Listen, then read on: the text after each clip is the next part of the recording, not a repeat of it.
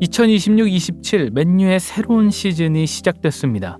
프리미어리그 1라운드 승격팀 헐시티 원정을 떠난 맨체스터 유나이티드. 그런데 생각지도 못했던 2대0 그야말로 처참한 패배로 새로운 시즌의 시작을 알리게 됐습니다. 헐시티 역사상 프리미어리그에서 맨유를 상대로 거둔 첫 승리였고요. 리그 전체 역사로 범위를 넓혀도 1974년 이후 약 52년 만에 맨유를 상대로 거둔 승리였다고 합니다. 어떤 말로 이 패배를 포장할 수 있을지 모르겠네요. 이제는 임시 감독이 아닌 맨체스터 유나이티드의 정식 감독으로서 첫 공식전을 치르게 된 마이클 캐릭. 지난 시즌 리그에서 반등을 만들어내고 챔피언스 리그 티켓도 따내면서 어느 정도 기대할 만한 부분도 있었지만 이적 시장 움직임을 생각하면 분명히 우려되는 부분도 있었죠. 그렇게 기대와 우려가 모두 공존하는 상황 속에서의 시즌 첫 경기, 뚜껑이 열리자마자 제대로 난리가 나버렸습니다. 어쨌든 결과는 이미 나왔습니다. 그렇다면 이제 우리가 생각해 볼 수 있는 건 하나겠죠. 이번 패배가 단순한 개막전 한 경기만의 사고였을까요? 아니면 예견됐던 문제가 나타난 걸까요?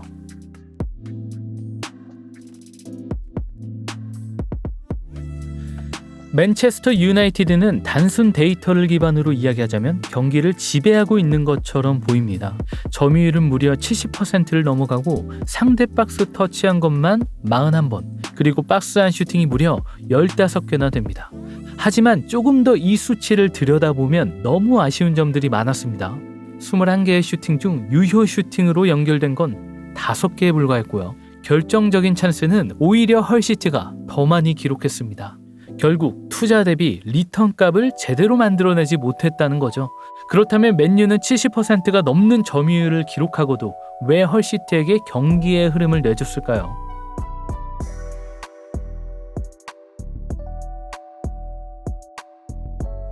경기가 끝나고 스카이 스포츠 리포트에서 이런 말이 올라옵니다.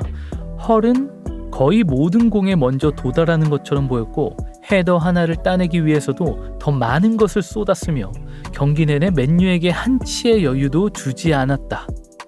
실제로 수치를 봐도 헐시티가 경합 부분에서 맨유보다 우위를 점했습니다. 또한 볼 점유는 내주었지만 중원에서 쿠냐, 브루노, 틸레망스 같은 선수들이 편하게 볼을 받고 돌아서지 못하게 괴롭혔죠.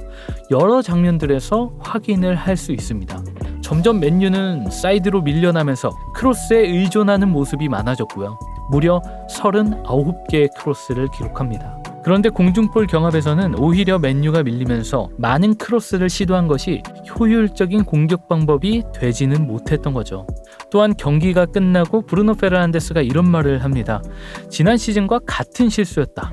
원정 경기마다 상대에게 공을 너무 많이 내줍니다. 첫 20분 동안에는 골키퍼가 가장 많은 볼 터치를 기록할 정도였습니다. 우리는 더 압박하고 더 공격적이어야 했습니다. 라고 말을 합니다. 이 또한 실제로 경기 내에서 쉽게 찾아볼 수 있어요. 정말로 전반 초반에 맨유는 상대의 후방을 쉽게 놔주는 모습이 보입니다. 물론 무조건적으로 전방 압박을 해야 한다는 이야기는 아닙니다. 당시 맨유의 움직임을 보면은 어느 정도 블록을 유지하다가 특정 지점부터 압박하려는 모습이 보이기도 해요. 다만 문제는 그 과정에서 헐에게 너무 많은 여유를 줬다는 거겠죠. 몇몇 장면은 정말 박스 밖으로 골키퍼가 나와서 공을 잡을 때조차 별다른 압박을 하지 않는 장면이 나옵니다. 그리고 이 시퀀스는 단순히 골키퍼가 공을 오래 갖고 있는 것으로 끝나지 않아요. 맨유의 골라인 근처까지 이어집니다. 브루노가 왜 그런 말을 했는지 이해가 가죠. 물론 압박은 한두 명이 열심히 한다고 해결되는 문제가 아닙니다. 오히려 일부 선수만 압박에 나서면 선수 사이 간격이 벌어지면서 더 큰 공간을 내줄 수도 있죠. 중요한 건 팀 전체가 얼마나 조직적으로 움직일 수 있냐는 거겠죠. 그래서 초반부터 더 강하게 압박했어야 했다는 이야기는 어떻게 보면 결과론적일 수도 있습니다. 하지만 적어도 브루노의 입에서 직접 지난 시즌과 같은 실수, 이 말이 나왔다는 건 단순히 이번 경기만의 문제로 받아들이지는 않았다는 거겠죠.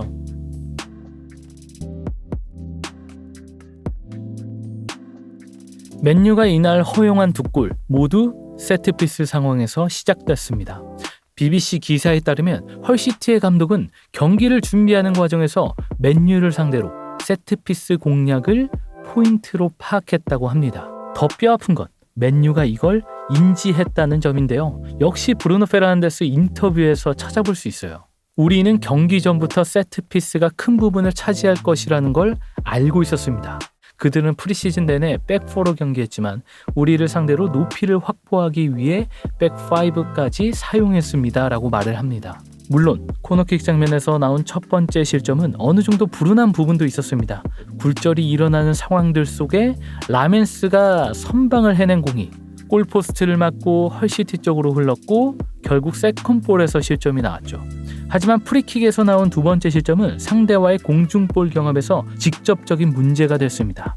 카세미로가 떠난 이후 처음 맞은 공식 경기에서 세트피스로 두 골을 허용했다는 점. 맨유 팬 입장에서는 카세미로가 있었다면 이런 생각을 떠올릴 수밖에 없는 순간이기도 했습니다.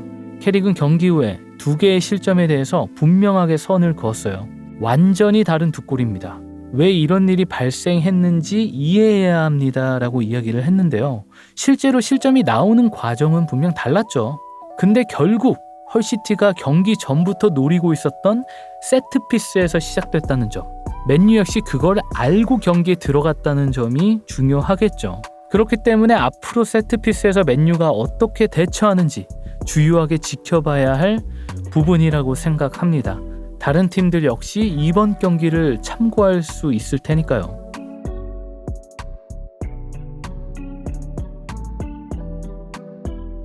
이번 경기에서 개인적으로 가장 궁금했던 부분 중 하나는 새롭게 구성된 맨유의 중원이었습니다.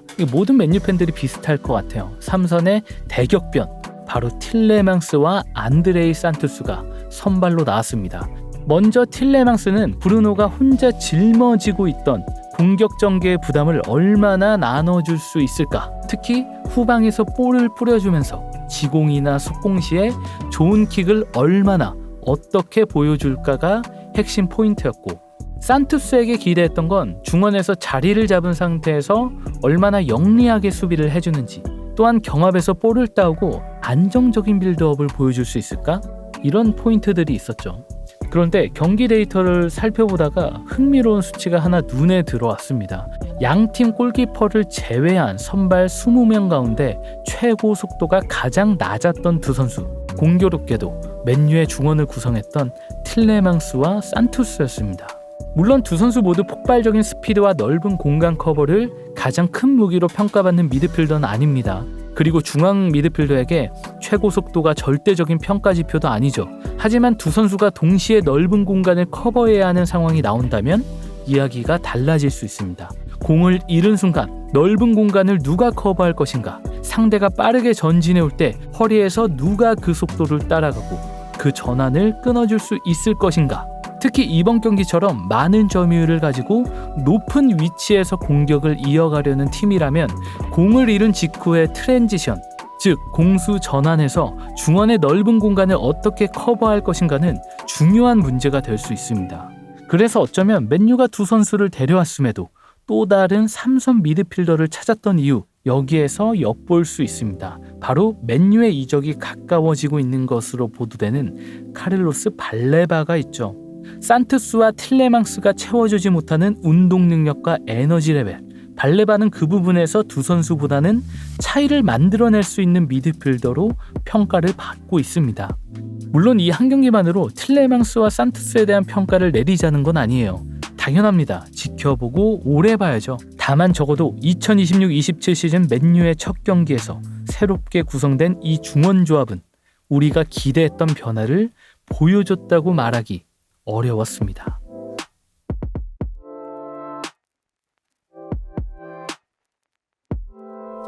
결국 이달 맨유는 21개의 슈팅을 시도하고도 단 한 골도 만들어내지 못했습니다. 브루노의 말을 빌리자면 우리는 공을 많이 가지고 있었지만 결정적이지 못했습니다. 특히 마지막 3분의 1 지점에서 득점으로 연결하는 부분이 부족했습니다. 라고 이야기를 했는데요. 반면 헐에 대해서는 그들은 박스를 정말 잘 지켜냈습니다. 라고 인정을 하기도 했습니다. 결론적으로 앞에서 계속 이야기했던 것처럼 맨유는 많은 공을 가지고 많은 공격을 시도했지만 결과를 가져오지 못했습니다. 축구 축구를 보면서 많이 경험하잖아요. 강팀이라고 해서 모든 경기를 이기는 건 아닙니다. 우승을 하는 팀들도 시즌을 치르다 보면 분명히 삐걱이는 순간이 있고요. 그렇지만 그런 경기에서도 질 경기를 비기고 비길 경기를 이기는 팀들이 시즌 마지막에 웃게 되는 경우가 많습니다. 물론 이제 시즌 첫 경기잖아요. 그렇게 말할 수도 있습니다. 하지만 반대로 승격팀을 상대로 승점 1점도 챙기지 못했다는 건 아쉬움이 남습니다. 시즌 막판 순위 싸움이나 챔피언스리그 티켓 경쟁을 하다 보면 승점 1, 2점이 정말 아쉬워질 때가 있잖아요. 그때 가서 헐시티랑 했던 리그 1라운드 그거 잡았어야 됐는데 라고 돌아보게 될 수도 있다는 거죠. 그럼 여기서 처음에 던졌던 질문으로 다시 돌아가 보겠습니다. 이번 패배는 정말 단순한 개막전의 사고였을까? 아니면 우리가 살펴본 문제들이 앞으로도 반복될 수 있다는 신호였을까? 주장 브루노의 생각은 꽤 강경했죠. 지난 시즌과 같은 실수였다고 말을 했고, 반면 캐릭은 조금 다른 시선에서 바라봤습니다. 한 경기, 시즌의 첫 경기일 뿐입니다. 그리고 이 한 경기가 클럽 전체가 향하는 방향을 바꾸지는 않습니다 라고 이야기했죠. 그렇다고 패배를 가볍게만 받아들이진 않았습니다. 인터뷰하면서는 꽤 침착해 보일 수도 있습니다. 하지만 속은 굉장히 아픕니다. 그렇다고 혼란을 만들어야 한다는 것은 아닙니다 라고 덧붙여 이야기를 했습니다. 이번 경기를 통해 앞으로 지켜봐야 할 숙제들 분명히 보였죠. 세트피스 수비와 압박의 강도, 내려앉은 상대를 풀어내는 방법, 그리고 새롭게 바뀐 중원 조합들까지 이렇게 놓고 보면 시즌 시작과 함께 제대로 얻어맞은 게 보약이 될 수도 있겠다는 생각은 듭니다. 물론 이게 보약이 될 경기인지 아니면 약점이 만천하에 공개된 경기인지는 당분간 지켜봐야 합니다. 캐릭의 말 맞다나 정말 시즌 첫 경기에서 나온 한 번의 사고일 수도 있지만 두 번째, 세 번째, 네 번째 경기에서도 비슷한 문제들이 계속 반복된다면, 계속 노출된다면 그때부터는 사고가 아니라 실력으로 받아들여질 수밖에 없습니다. 다음 경기는 프리미어리그 2라운드 입스위치전입니다. 올드 트래포드에서 펼쳐지는 이 경기에서는 오늘 이야기했던 우려들을 날려버릴 수 있는 캐릭과 맨유의 명쾌한 답을 기대해보겠습니다. 2026-27 프리미어리그 1라운드 헐시티와 맨체스터 유나이티드 리뷰는 여기까지입니다. 감사합니다.